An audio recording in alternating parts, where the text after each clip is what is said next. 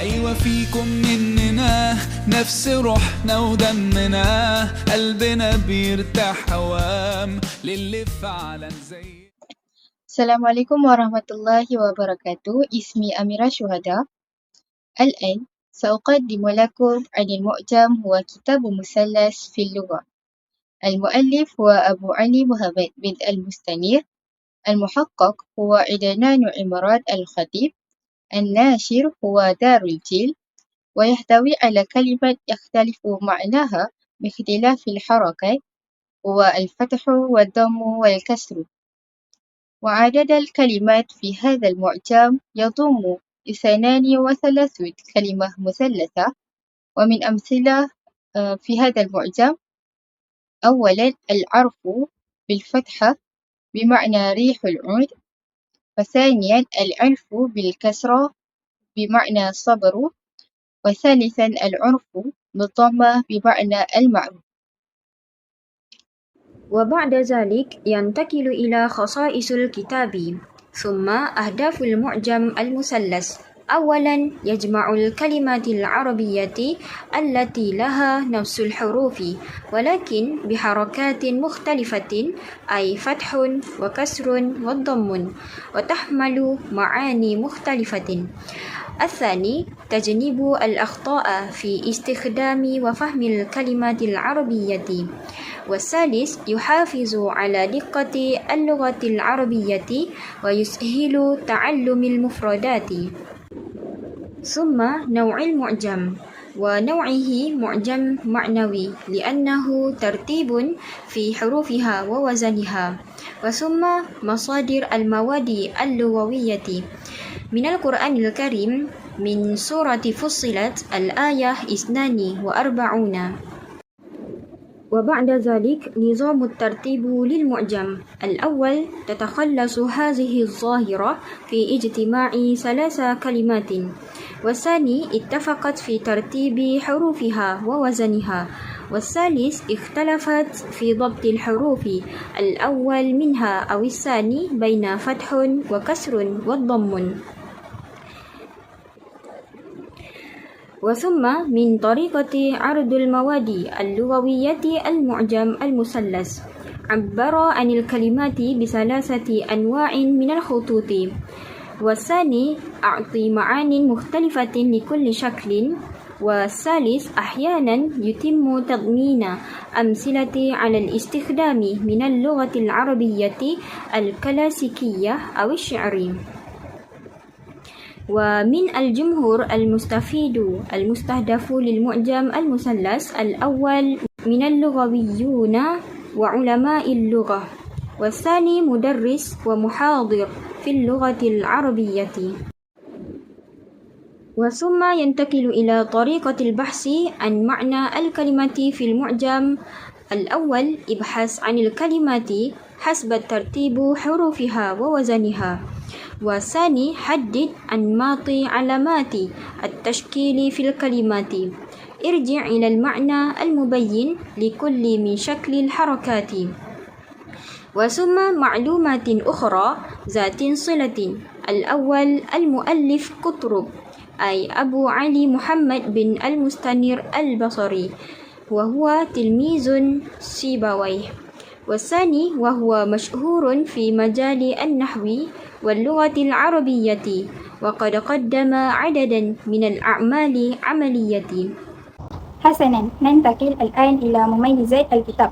أولاً، من حيث مواد اللغوية والشواهد وأمثلة، الكتاب يتميز بوزارة مواده اللغوية، إذ جمع 32 كلمة مثلثة وشرحها شرحا موجزا، وأيدها بالشواهد مناسبة من القرآن الكريم والشعر العربي. الدليل في المقدمة صفحة 6، استوعب فيه 32 كلمة شرحها شرحا مختصرا مدللا عليه بالشواهد مناسبة. ثانيا، من حيث ملاءمة بين المواد والجمهور مستهدفة، الكتاب لا يذكر جمهورا مستهدفا أو فئة بعينها من القراء، بل هو موجه بطبيعته إلى العلماء والباحثين في اللغة بأسلوب علمي بحثي. ثالثا، من حيث ملائمة بين المواد والأهداف. المواد محترة، الكلمة مثلثة منسجمة تماما مع الهدف، وهو إبراز ظاهرة لغوية فريدة في العربية وتوصيفها بأمثلة والشواهد. وكما ترون فقد وضعت صورة للدليل من الصفحة السادسة. رابعا، من حيث ملائمة بين النظام الترتيب والأهداف. الكتاب مرتب بطريقة تخدم الهدف، يذكر كلمة بأشكالها الثلاثة ثم يوضح معناها، ثم يورد الشاهد المناسب، مما يجعل الترتيب وسيلة مباشرة لتحقيق الغرض. وكما ترون فقد وضعت صورة للدليل من الصفحة 162. خامسا، من حيث طريقة البحث عن معنى الكلمات. منهج واضح، يذكر كلمات ويبين معناها، ثم يستشهد بالقرآن الكريم أو بالشعر، وهو منهج معجمي أصيل في استخراج المعنى وتثبيته. وكما ترون فقد وضعت صورتين للدليل من الصفحتين 51 و83. سادسا، من حيث أمور الفنية المساعدة كالسوري والرسومات توضيحيات ونوع خط وحجمه وغيرها. الكتاب يخلو من العناصر الفنية مثل السوري أو الرسومات أو الإشارات إلى نوع خط وحجمه، فهو نص لغوي خالص. وأخيرا، سابعا، جوانب أخرى ذات صلة وأهمية في معجمية. الكتاب يهتم بدقة نسبة الأشعار إلى أصحابه، وينبه إلى أخطاء في النسخ السابقة، وهذا جانب مهم في الدراسة المعجمية، حيث لا يكتفي بجمع الألفاظ بل يراجع صحة الشواهد. وكما ترون فقد وضعت صورة للدليل من الصفحة 41. الآن سأتحدث عن مآخذ على هذا الكتاب. أولاً، كان الكتاب الأصل رسالة صغيرة وموجزة جدا بحوالي 32 كلمة فقط، ولم يشمل جميع ألفاظ متشابهة، بل انتقده بعض العلماء مثل ابن المالك. ثانياً، كتب الكتاب الأصلي على شكل شعر لتسهل الحفظ، ولكن لغنته كانت صعبة على المبتدئين وقليلة الجذب للمتعلمين، وهو ممتلئ بالمصطلحات اللغوية، مما جعله صعب الإدراك لدى الجمهور العام وطلاب مراحل الأولية. ثالثاً، لم يكن هناك توازن بين حجم المحتوى والأهداف التعليمية، فقد اقتصرت المادة على عدد قليل من الألفاظ ولم تشمل جميع ألفاظ المثلث في اللغة العربية، ولذلك لم تحقق أهدافها بصورة شاملة.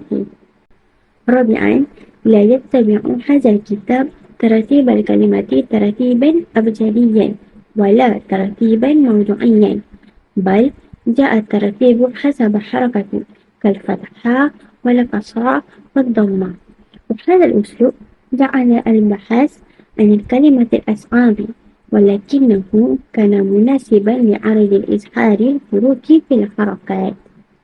خامساً، يعاني المتعلمون من صعوبة البحث عن المعنى في هذا الكتاب، لأنها لا يعتمد على جذر الكلمة، ولا يتبع النظام الأبجدي، ويحتاج القارئ إلى تقليب صفحات للعثور على الكلمة، مما جعله أقل كفاءة كمرجع سريع. سادسا، يعاني هذا الكتاب من غياب العناصر المساعدة البصرية، فلا يحتوي على تمييز بألوان، وهو صعب من حيث التوجه البصري، كما أنه مخطوط قديم يعود إلى القرن الثالث الهجري، ولا يشمل جداول أو رسوما تساعد على الفهم. وأخيرا، يعاني هذا الكتاب من الافتقار إلى الشواهد السياقية المتنوعة وتعدد المعاني المعجمية، فلا يحتوي على الفهارس أو الإحالة، ويصعب الرجوع إلى الكلمة كمرجع معجمي، ومن ثم كانت فائدته محدودة. الآن هيا نسمع عن الجزء التالي مع الزملاء. الآن ننظر إلى سبل الاستفادة من الكتاب لدى الناطقين بغير العربية. أولاً، من حيث التقديم المحتوى رقميا، يمكن جعل هذا الكتاب تطبيقاً مثل القاموس الإلكتروني الذي يشرح معاني الكلمات ويبين المعلومات عن الكتب.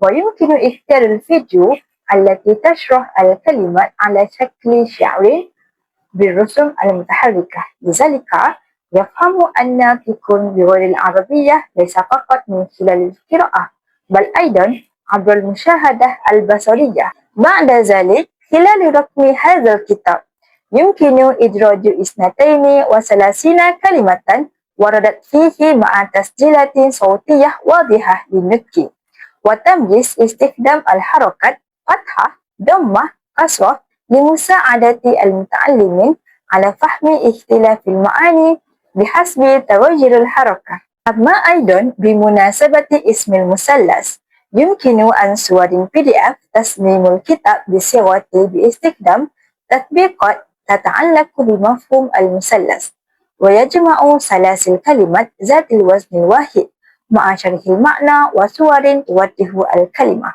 ويمكن أن يسمى هذا أيضا معجما رقميا صغيرا. بعد ذلك، من حيث المفردات اللغوية واستعمالها في النشاط اليومي، نجد استخدام الكلمات في الحوار اليومي في الفصل أو مع الأصدقاء، وكلمة في كتابها سهلة للتعلم والحفظ. ويمكن استعمال الكلمة في الكتابة والرجوع إلى المعجم ثنائي اللغة لمعرفة المعاني. وأخيرا، من حيث المحتوى التعليمي والعلمي، استخدام هذا الكتاب كمرجع لفهم معاني الكلمات المختلفة حسب توجه الحركات، ومساعدة الطلاب على فهم الشعر بدراسة العروض والبلاغة، والتعرف على الكتب مع المؤلفات. بسم الله الرحمن الرحيم. الآن سأواصل هذا النقاش. أولا، كلمة صارتا، إذا قرأناها بفتح الصاد الصرة فهي جماعة من الناس أو صيحة فيها فزع، وفي Melayu huwa sekumpulan manusia atau jeritan yang menunjukkan ketakutan. Wabikasri as-sad as-sirratu fahiya as-subabatu minal labni fi dhar'i awi syiddah, wa fi Melayu huwa sisa susu atau kesukaran hidup.